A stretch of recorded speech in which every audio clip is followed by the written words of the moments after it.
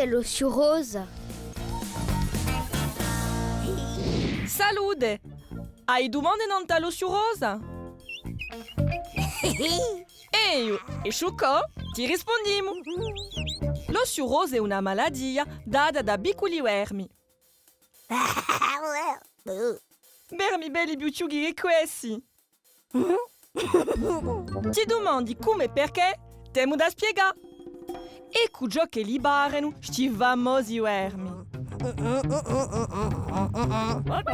Non c'ho la vergognarsi da venne, assai gente i biano. Si vicano qui, in un stintino rosso, che fa parte di un nostro sistema digestivo. A notte, e mamme vermi fanno lo ucce.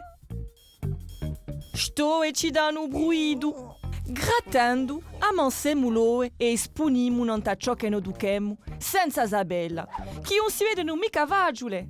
Se una persona tocca o logo due le sosposte l'oe e si mette a mano in bocca, l'ingiotte.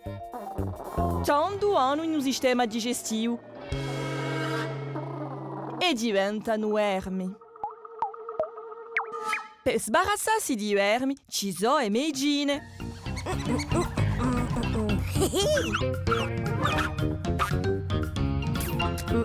A tutti quelli che campano con noi li do capiale. Ciolino alla ioguli e lenzuole e i vestiti con l'acqua calda per caccialoe. I risichi di bia all'ossù rosa sono minimi se ne avemo l'ugne belle corte.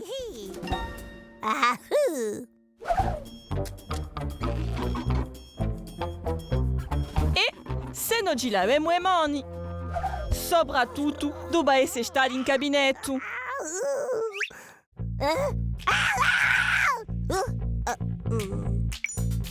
Ecco, ora capisci meglio che è l'ossù rosa.